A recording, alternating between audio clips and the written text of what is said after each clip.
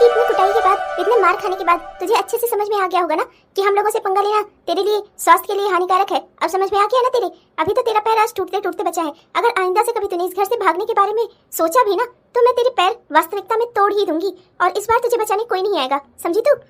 माँ जी, मैं इस घर से जाने के बारे में बिल्कुल नहीं सोचूंगी। मैं कहीं नहीं जाऊंगी। बस आप लोग मुझे अब मारिएगा नहीं माँ जी। माँ जी, मैं आपसे वादा करती हूँ, मैं कहीं नहीं जाऊंगी। मैं इसी घर में रहूंगी। आप लोग जैसे कहेंगे वैसे रहूंगी। अब आया ना ऊँट पहाड़ के नीचे। यही बात अगर तूने पहले कर ली होती तो हमें इतनी मेहनत ना करनी पड़ती। तुझे मार मार के मेरे हाथ पाँव में दर्द हो गया। अब चल जल्दी से तेल गरम करके ले आ और लाकर मेरे हाथ पाँव में लगा। करम चली नाच पीटी नहीं तो। एक तो तुझे वैसे ही सोचना चाहिए, तुझ जैसे गरीब भिखारन से कौन अपने बेटे की शादी करवाता। पर सोच, मैंने तुझे अपने घर की बहू बनाया, बजाय मेरा एहसान मानने के तुम मुझसे ही झगड़ा करती है, मेरे ही घर से भागना चाहती है। अरे इतना महल जैसा घर है मेरा, क्या तुझे परेशानी है? जहाँ तक सवाल है मेरे बेटे का, वो तुझ पर नहीं ध्यान देता तो क्या हुआ? तू अपना इस घर में रह आराम से, तुझे क्या फिक्र है? क्यों पड़ी रहती है मेरे बेटे के पीछे? क्यों परेशान करती है उसे? वैसे भी वो तुझ जैसी गरीब भिखारन को अपनी बीवी नहीं बनाना चाहेगा कभी भी। तुझे बहू बनाना हमारी मजबूरी है क्योंकि मोहल्ले में हमें अपनी नाक ऊंची करनी है। मुझे अपने बेटे के आदतों से कोई दिक्कत नहीं है। उसे रोज नई नई लड़कियां पसंद है, वो रोज नई नई लड़कियों के साथ घूमता फिरता है, तो ये उसकी मर्जी है, ये उसकी जिंदगी है, जैसे चाहे वैसे एंजॉय करे। उसके पास इतना पैसा है, उसे कुछ सोचने की जरूरत नहीं है, समझी तू? वाह, जिस माँ की सोच अपने बेटे के विषय में ऐसी हो, उस माँ का बेटा बर्बाद नहीं होगा तो और क्या ही होगा। पर मुझे यहाँ किसी को नहीं सुधारना। मेरा भाई हनीमून पर गया हुआ है, मैं अभी लौटकर अपने घर भी नहीं जा सकती। मुझे जैसे तैसे यहाँ सिर्फ 2 हफ्ते गुजारने हैं। इन लोगों ने मेरा फोन तक छीन लिया है। मैं किसी से कोई मदद नहीं मांग सकती। मेरे पास दूसरा कोई रास्ता नहीं है। एक बार मेरा भाई अपने घर आ जाए फिर मैं उससे बात करूंगी। मैं यहाँ नहीं रहूंगी, किसी भी हालत में नहीं रहूंगी। ये घर मेरा नहीं है, ये लोग जल्लाद हैं। इन लोगों के पास से मुझे निकलना ही होगा। 1 सप्ताह बाद। अरे मेनका, ओ मेनका, अरे कहाँ गई मेनका? अरे राम सिंह, ओ राम सिंह, मेनका, ओ मेनका। अरे मालिक, आ गए आप मिस्टर सिंघानिया। आप अपने वादे के पक्के हैं। आपने कहा था आ जाने को तो आप आज ही आ गए। मैं तो आ गया मेनका, पर लगता है तुम अपने संस्कार भूल गई हो। कहाँ मटक रही थी इधर उधर? इस बुढ़ापे में भी तुम्हें चैन नहीं है? जब मैं आ रहा था तो तुम्हें कहाँ होना चाहिए था? दरवाजे पर होना चाहिए था मेरे स्वागत के लिए, और यहाँ मैं आकर आधे घंटे से तुम्हें बुला रहा हूँ, तब आई हो तुम। मालिक, मालिक माफ कर दीजिए, आइंदा से ऐसी गलती कभी नहीं होगी। अच्छे से याद कर लो अपनी सभ्यता और संस्कृति को मेनका। अगर तुमने ये सब कुछ भूलने की कोशिश की ना, तब देखना मैं तुम्हारा क्या करूंगा। और अगर मैं याद दिलाने पे आ गया ना, तो फिर तुम्हें इस बुढ़ापे में भी बहुत तकलीफ होगी। समझ में आई तुम्हें? नहीं नहीं मालिक, मुझे माफ कर दीजिए, आइंदा से ऐसा कभी नहीं होगा। आपके स्वागत में मैं हमेशा आपको दरवाजे पर ही मिलूंगी। यही तुम्हारे लिए अच्छा होगा मेनका। अपने सभ्यता और संस्कार को भूलो नहीं। जैसे पहले थी ना वैसे ही रहो। अब ये मत समझो कि बेटे की शादी कर दी है, फिर से बहू आ गई है घर में तो तुम महारानी बन गई हो इस घर की। समझ में आया तुम्हें पति क्या होता है मेनका? पति परमेश्वर होता है स्वामी।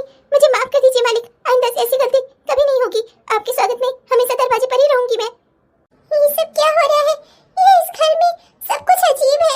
इस घर में नहीं रहा जा सकता। कैसा घर ये है? यहाँ के लोग कैसे हैं?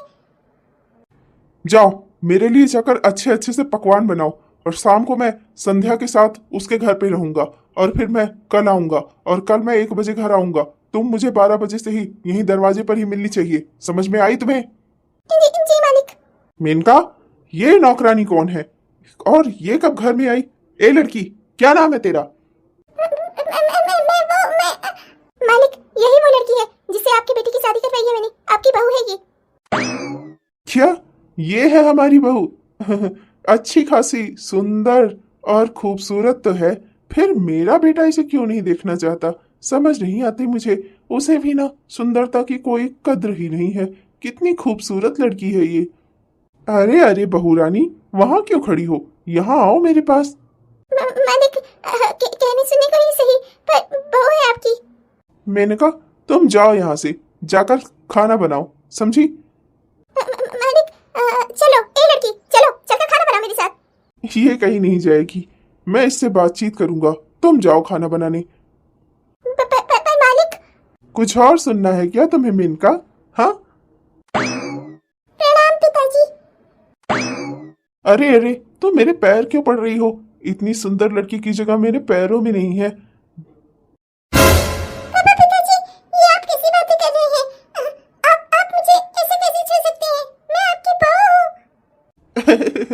कैसी बहू? मेरा बेटा तुम्हें अपनी बीवी नहीं मानता, मैं जानता हूँ। इसमें कोई दिक्कत की बात नहीं है। तुम मुझे ही अपना पति समझ लो। है ना? इस परिवार में तुम्हें सारे सुख मिलेंगे। तुम आराम से यहाँ खुशी खुशी रहो। पति नहीं स्वीकार करता तो क्या हुआ, ससुर तो तुम्हें स्वीकार करता है। बस बहुत हो गया। पिताजी पिताजी कर रही हो तो इसका ये मतलब है आपके जो दिल में आएगा वो बोलेंगे आप। अरे कम से कम रिश्ते का तो लिहाज कर लेते। मेरी मांग में सिंदूर भरा है आपके बेटे ने, कम से कम इस बात की तो कदर कर लेते। अरे कैसे निर्लज्ज माँ बाप है आप लोग, मुझे तो समझ नहीं आता ये घर कैसा है। तुम चिंता मत करो, मैं तुम्हारे लिए सब ठीक कर दूंगा। एक बार बस मेरी बात तो मान लो तुम। छी, लानत है तुम जैसे पिता पर। हे लड़की, बहुत देर से तुझे प्यार से समझा रहा हूँ, पर प्यार से समझाया हुआ तुझे समझ में नहीं आ रहा है ना। अब अगर तू मेरा गुस्सा देखने चाहेगी ना, तो मैं इससे भी भयंकर गुस्सा तुझे दिखाऊंगा। फिर तेरे लिए ना धरती होगी ना आसमान। समझ में आया तुझे? इस घर का मालिक हूं मैं। ये घर पूरा मेरे हिसाब से चलता है, समझी? मेरे घर में तो मुझसे ही पंगा लेकर रहेगी। देखना मैं तेरी क्या हालत करूंगा। एक दिन दौड़ी दौड़ी खुद ही मेरे पैरों में गिरकर आएगी और कहेगी, मालिक मुझे स्वीकार कर लीजिए। समझ में आई तुझे? मैं इस घर में तेरा जीना हराम कर दूंगा। बड़ी आई है जो तू। ऐसा दिन कभी नहीं आएगा, उससे पहले मैं अपनी जान दे दूंगी। समझ में आई तुम्हें? ये लड़की, इस लड़की ने मुझे ना किया, इतनी हिम्मत इसकी। अब देख लड़की, मैं तेरा क्या करता हूँ। मालिक, वो आपके लिए व्यंजन तैयार हो गया है। मेरा पालक पनीर खाने का मन है। जाओ पालक पनीर बनाओ मेरे लिए। मालिक, पर पालक तो घर में है नहीं। मैं अभी राम सिंह को बोलकर पालक मंगवा देती हूँ और मैं बना देती हूँ आपके लिए पालक पनीर। नहीं, राम सिंह नहीं, तुम खुद जाओ और जाकर पालक लेकर आओ। चुन चुन कर अच्छे अच्छे पालक लेकर आओ। आज मुझे पालक पनीर खाने का मन है और आज मैं पालक पनीर खाकर ही रहूंगा। जाओ। मैं मालिक, अच्छा ठीक है, जाती हूँ। तूने मुझे ना बोला ना लड़की। अब देख मैं तेरा क्या करता हूँ। ये आप क्या कर रहे हैं? पिताजी छोड़ दीजिए मुझे। नहीं नहीं पिताजी छोड़ दीजिए, मुझे जाने दीजिए। नहीं। ए लड़की, मैं तेरा पिता नहीं हूँ, समझी? खबरदार जो मुझे पिताजी पिताजी कहा। आज तक मुझे किसी लड़की ने मना नहीं किया। मिस्टर सिंघानिया को आज तक किसी लड़की ने इनकार नहीं किया, और तेरी इतनी हिम्मत, तू मुझे मना करेगी? अब देख मैं तेरा क्या करता हूँ। मुझे छोड़ दीजिए, मुझे जाने दीजिए। माँ जी बचाइए मुझे। तो ऐसे नहीं मानेगी। चल चल चल अंदर चल।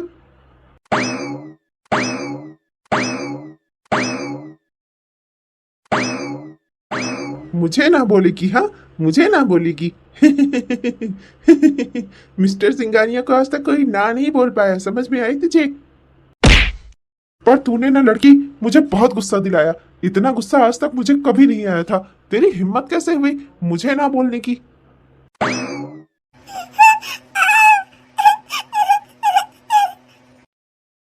अरे रे रे रे, मेरी प्यारी रानी, तुम्हारा सर फूट गया ना। देखो ना, तुमने मुझे गुस्सा दिलाया। क्या से क्या हो गया? कितना खून बह रहा है तुम्हें। अभी तुम मुझे गुस्सा ना दिलाती तो ये सब ना होता। प्यार से मेरी बात मान जाती तो सब कुछ ठीक रहता। और वैसे भी तुम्हारा पति तो तुम्हें चाहता नहीं, ना ही वो तुमसे देखना ही चाहता है। बाहर बाहर 100 लड़कियों के साथ गुलछर्रे उड़ाएगा, पर तुम्हें नहीं देखेगा वो। और तुम हो कि तुम मुझे नहीं देख रही हो। अरे मेरे पास रुपए पैसे धन दौलत की कोई कमी नहीं है। इस घर की रानी बना दूंगा मैं तुम्हें।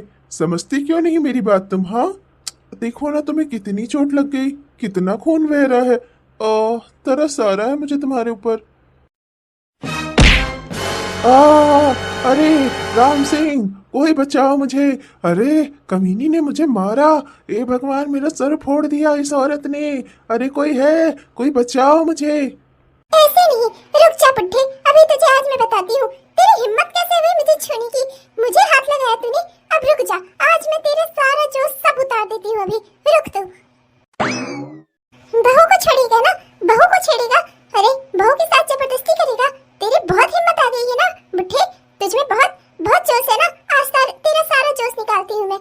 कमीने बुड्ढे, अगर तुझ जैसे इंसान से मैं अपनी इज्जत की रक्षा न कर सकूं तो मैं कैसी स्त्री? तुझ जैसे बुड्ढे से अगर मैं हार जाऊं तो मैं कैसी नारी? आज तो मैं तुझे अच्छा सबक सिखाऊंगी। जिंदगी भर तुझे किसी औरत ने ना नहीं कहा ना, आज मैं तुझे बताती हूँ। अगर कोई लड़की औरत ना कहे तो उसके ना का क्या मतलब होता है? अरे अपनी ही बहू पर बुरी नजर डालते तुझे शर्म नहीं आई? अरे तेरे जैसा निर्लज्ज आदमी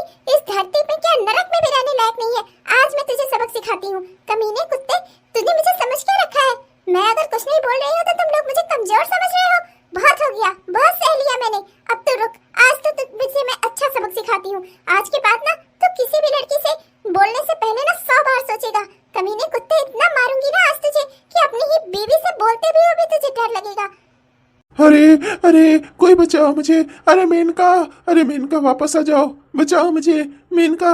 हे भगवान, आज ये मुझे मार डालेगी। हे प्रभु मेरी रक्षा करो। हे भगवान, आज तो इसके रूप में मुझे काली माता दिखाई दे रही है। हे माता मुझे बख्श दो, गलती हो गई मुझसे। आइंदा से कभी किसी स्त्री पर बुरी नजर नहीं डालूंगा, माफ कर दो मुझे। आ, अरे बचाओ कोई, अरे मार डाल रही है, अरे कोई बचाओ मुझे।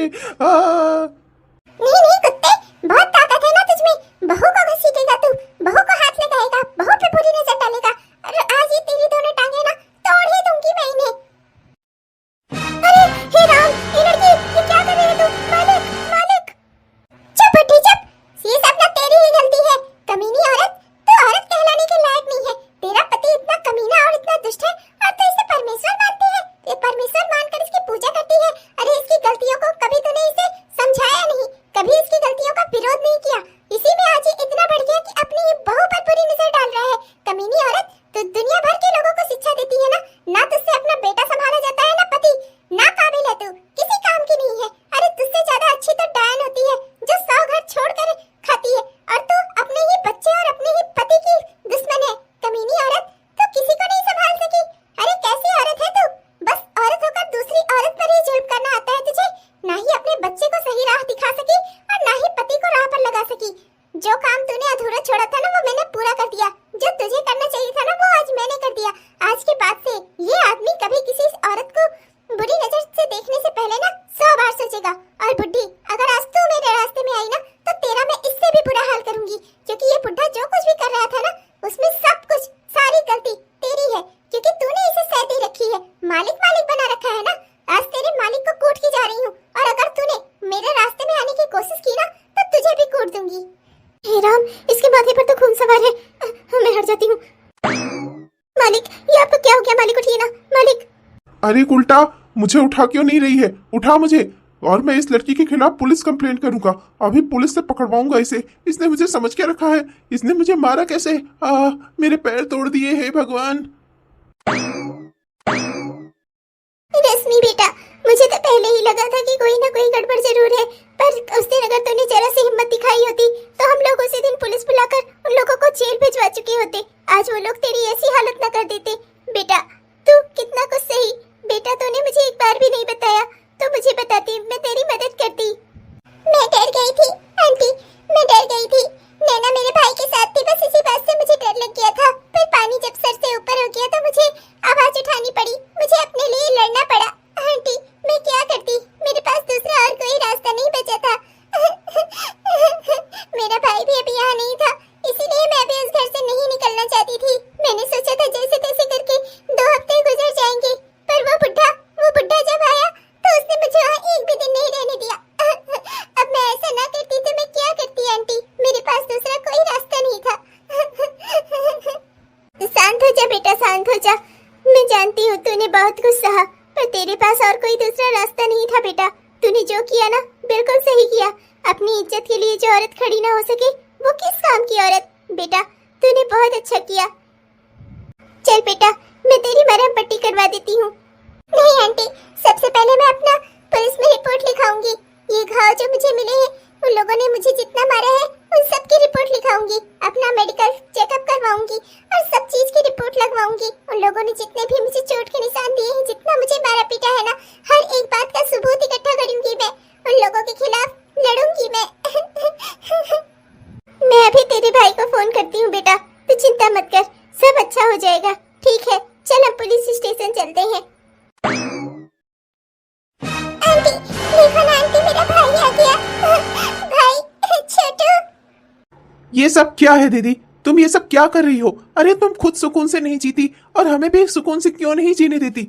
नैना के घर को छोड़कर आ गई तुम, अपने पति को छोड़कर आ गई तुम, और उन लोगों के खिलाफ ये केस दर्ज कराया तुमने। झूठा केस कर रही हो उन लोगों के खिलाफ, झूठे झूठे उन लोग को फंसा रही हो। अरे अगर तुम्हारा चक्कर तुम्हारे ऑफिस के किसी आदमी के साथ चल रहा था तो उसी के साथ शादी कर लेती। क्यों नाक कटा रही हो हमारी? अरे नैना के घर वालों ने, उसके भाई ने, उसके पापा ने तुम्हारा क्या बिगाड़ा था जो इतना झूठा इल्जाम लगाया तुमने उनके ऊपर? हाँ, वो बेचारे कहीं मुंह दिखाने के काबिल नहीं रहे हैं। अरे तुम ऐसा क्यों कर रही हो दीदी? तुम्हारा शादी करने का मन नहीं था ये मैं जानता हूँ, पर उसका ये मतलब है कि तुम इस तरह से लोगों की जिंदगी बर्बाद करोगी? भाई, तू क्या बोल रहा है? वही जो तुम सुन रही हो।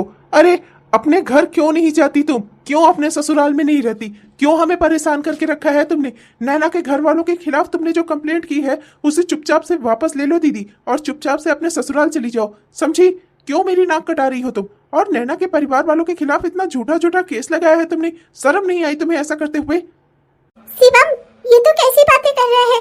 तेरी बहन ने तुझे पाल पोस कर इतना बड़ा किया है और तुझे लग रहा है ये झूठ बोल रही है? अपनी बहन पर भरोसा नहीं है तुझे, इस कल की आई हुई लड़की पर है भरोसा?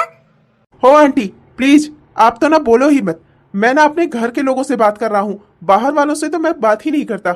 आप होंगी बहुत अच्छी इंसान, पर आप अपने घर के लिए हैं। मेरे घर के मामले में आप दखल अंदाजी ना ही करें तो बेहतर होगा। आपको मैं जानता ही कितना हूँ। कौन है आप? है तो हमारी पड़ोसन ही ना। पड़ोसन की क्या औकात होती है? घर से बाहर रहती है वो, घर के अंदर नहीं आती। समझ में आई आपको? बस शिवम, मेरा अपमान कर रहा है, मुझे समझ में आता है, पर खबरदार तूने आंटी के खिलाफ एक शब्द भी बोला तो। हम इन्हें आंटी कहते हैं, पर ये माँ से कम नहीं है हमारी। 5-6 साल की उम्र से जब मैं यहाँ पर आई थी, तुझे क्या पता हमने कितने बुरे बुरे दिन देखे हैं। तुझे तो कुछ होश भी नहीं था, तू तो कुछ समझता भी नहीं था। तब आंटी ने हमें सहारा न दिया होता ना, तो आज तो इतना बड़ा ना होता। आज तो इनके सामने ये इस तरह से बोल ना रहा होता। ये कल की आई हुई इस लड़की के लिए तो अपने घर वालों से बगावत कर रहा है, इस नैना के लिए। इस नैना के घर वालों ने जब मेरे साथ किया है ना, अगर मैंने तुझे सच में बता दिया ना, तू बर्दाश्त नहीं कर पाएगा। समझ रहा है ना तू शिवम? शिवम, ये लोग तुम्हें भड़का रहे हैं। शिवम, अपनी दीदी से बोल दो कि चुपचाप से जो केस इन्होंने मेरे घर वालों के खिलाफ किया है उसे वापस ले लें। इनकी वजह से मेरे पापा जेल चले गए हैं और मेरी माँ किसी से नजरें नहीं मिला पा रही है। मेरा भाई घर से बाहर नहीं निकल पा रहा है। चुपचाप इनसे कह दो वो केस वापस ले ले, वरना मुझसे बुरा कोई नहीं होगा। शिवम, मैं तुम्हें छोड़कर चली जाऊंगी, समझ लेना तुम। दीदी तुम चुपचाप से वो केस वापस लो और चुपचाप से जाकर इनके घर में बहू बनकर, अच्छी बहू बनकर रहो। समझ में आई तुम्हें? मैं और कुछ नहीं सुनना चाहता। इतना मुश्किल से मैंने तुम्हारा घर बसाया है और तुम हो कि... बस शिवम, मुझे तुझसे कोई सहारा नहीं चाहिए भाई। देख लिया मैंने, जब मुसीबत आई तो तू मुझे छोड़कर अपनी बीवी को चुन रहा है। अच्छा है भाई, एक वक्त ऐसा था जब मैं तेरे लिए अपना घर छोड़कर चली आई थी। मैं चाहती तो तुझे भी अपने मामा के घर में छोड़कर आ सकती थी, तो आज किसी दुकान पर बैठकर तू चाकरी कर रहा होता। पर मैंने उस वक्त सिर्फ अपनी जिंदगी नहीं चुनी, मैंने तेरी भी जिंदगी चुनी। चाहे जो भी हो जाता, मैं तुझे हमेशा अपने साथ रखना चाहती थी, अपने मम्मी पापा की आखिरी इच्छा पूरी करना चाहती थी। भाई, आज तूने मुझे पराया करके ना बहुत अच्छा काम किया। तूने मम्मी पापा का सपना तोड़ दिया। मुझे तुझसे कोई उम्मीद नहीं है, तू अपने परिवार में सुखी रह, पर मैं अपनी कंप्लेंट वापस नहीं लूंगी। उन लोगों ने जो मेरे साथ किया है ना, उसका भुगतान उन्हें करना ही होगा। तो ठीक है, पड़ी रहो इसी पड़ोसन आंटी के घर में। तुम्हारी से की माँ के बराबर है ना, पड़ी रहो यहीं पर। देखता हूँ कितने दिनों तक ये तुम्हें खिलाती पिलाती हैं। अरे इनके बेटा बहू भी है, देखता हूँ तुम्हें कौन रखता है इनके यहाँ इतना दिन तक। मत भूलो शिवम, अपनी जिंदगी भर की कमाई से मैंने अपना घर भी बनवाया है। अच्छा, आपने घर बनवाया है, पर वो घर तो आपने शिवम के नाम कर दिया था और शिवम ने वो घर मेरे नाम कर दिया है। अब समझ आई आपको? आपका नाम कुछ भी नहीं है। अब आप ना अगर यहाँ से भी निकाल दी गई ना, तो आप सिर्फ सड़क पर ही नजर आओगी। आपका ना कोई घर नहीं है, भाई तो आपका रहा नहीं, घर भी आपका नहीं है। अब आपके पास एक ही ऑप्शन है, चुपचाप से मेरे घर में अच्छी बहू बनकर रहो, और अगर नहीं रह सकती ना तो इसी तरह दर दर की ठोकरें खाओ। मुझसे कोई मतलब नहीं है। मेरे भाई से तलाक का केस दायर किया है ना तुमने, चुपचाप से सब केस वापस ले लो, और अभी भी मेरे घर में तुम्हारा स्वागत है। अगर तुम चाहो तो हम सब कुछ भूलकर तुम्हें वापस से एक्सेप्ट कर लेंगे, पर अगर तुम नहीं चाहती ना तो लड़ती रहो केस। फिर केस तो मैं किसी हालत में ही छोड़ूंगी, चाहे जो हो जाए, चाहे मुझे सड़क पर ही दिन रात क्यों न गुजारने पड़े। समझी तुम ना सिर्फ मेरे भाई को बरगला सकती हो, मुझे नहीं। चलो नैना, इस लड़की से बात करने से कोई फायदा नहीं है। ये हमेशा अपने घमंड में चूरी रही हैं। कभी इन्हें अपनी नौकरी का घमंड था, कभी जॉब का घमंड था, और आज इन्हें अपनी अकड़ का घमंड है। चलो यहाँ से। और तुम, आज से मैं तुम्हें दीदी नहीं कहूंगा। तुमसे आज से मेरा कोई रिश्ता नहीं है। जो रिश्ता नाता था ना, सब खत्म। तुमने मेरा घर परिवार तोड़ने की कोशिश की, मेरी पत्नी के घर वालों के खिलाफ हो गई तुम। जो मेरी पत्नी का नहीं है वो मेरा भी नहीं है, समझी तुम? अब तुम रहो अपना एक किनारे। तुम्हारा कोई भाई नहीं है। मर गया तुम्हारा छोटू आज से तुम्हारे लिए, और मर गई तुम मेरे लिए। ठीक है भाई, मैं इस दुनिया में अकेले ही आई थी और अकेले ही जाऊंगी। हर कोई इस दुनिया में अकेले ही आता है और अकेले ही जाता है। मुझे भी कोई गम नहीं है। चला जा तू मेरी जिंदगी से। माँ बाप से मैंने जो वादा किया था, उस वादे के नाते तुझे अपने साथ रखना चाहती थी, पर अगर ये नैना तुझे ज्यादा अजीज है ना, रहे इसके साथ। मैं भगवान से दुआ करूंगी कि तुम दोनों हमेशा खुश रहो, एक दूसरे के साथ रहो। और इस नैना के घर वालों ने जब मेरे साथ किया है ना, उसका भुगतान वो करेंगी जरूर। मैं लेकर रहूंगी अपना बदला। मत रो रश्मि, जिंदगी भर तुझे संघर्ष करते देखा था अपने इसी भाई के लिए। मैंने कभी नहीं सोचा था एक लड़की के आ जाने पर ये इतना बदल जाएगा। सब नसीब नसीब का खेल है आंटी। मुझे अपना घर इसके नाम नहीं करना चाहिए था। कुछ भी हो जाता, चाहे नैना से इसकी शादी होती या ना होती, मुझे अपना घर इसके नाम नहीं करना चाहिए था। मैंने बहुत बड़ी गलती कर दी। बेटा तू चिंता मत कर, तू जब तक चाहे यहाँ रह सकती है। तू चिंता मत कर, मैं अपने बेटा और बहू से बात कर लूंगी, वो कुछ नहीं कहेंगे। मेरी बहू तो तुझे बहुत मानती भी है, वो तुझे कुछ नहीं कहेगी बेटा। तू चिंता मत कर। तो आज तूने जिंदगी में बहुत बड़ा चीज खो दिया, अपना इकलौता रिश्ता, अपना भाई खो दिया। बेटा तू चिंता मत कर, सब ठीक हो जाएगा। तो चुप हो जा और अपना हाथ मुंह धो ले, मैं तेरे लिए कुछ खाने को लेकर आती हूँ। क्या माँ, अभी उनका भाई आया था और उनका भाई चला भी गया इस घर से, और वो भी अपनी बहन से सारे रिश्ते नाते तोड़कर। माँ जी अब क्या वो इसी घर में रहेंगी? देखिए माँ जी, मैं जानती हूँ कि वो बहुत अच्छी हैं, पर रिश्ते नाते ना दूर दूर से ही अच्छे लगते हैं। रोज रोज यूँ किसी का अपने घर में रखना ठीक बात नहीं है। माँ जी आप समझ रही है ना मैं क्या कह रही हूँ? बहुत शांत हो जाओ, वो बाहर ही खड़ी है। अगर उसने सुन लिया तो उसे कितना बुरा लगेगा। मैं नहीं चाहती कि वो ये घर छोड़कर जाए। देख बहू, अभी तो उसके भाई ने भी उसे छोड़ दिया है, उसका घर भी छिन गया है। कहाँ जाएगी वो बेचारी? धीरे धीरे करके कोई ना कोई अपने रहने का इंतजाम कर लेगी, तो चिंता मत कर। हाँ हाँ माँ, क्यों नहीं, यहाँ फ्री का खाना खजाना तो रखा ही है, ले जाओ, खूब खिलाओ पिलाओ। अरे पड़ोसन है, पड़ोसन की तरह रखो ना, घर में क्यों घुसा रही हो? अरे बेटा तू चुप हो जा, बस 2-3 दिनों की ही बात है, मैं सब संभाल लूंगी, फिर वो चली जाएगी यहाँ से।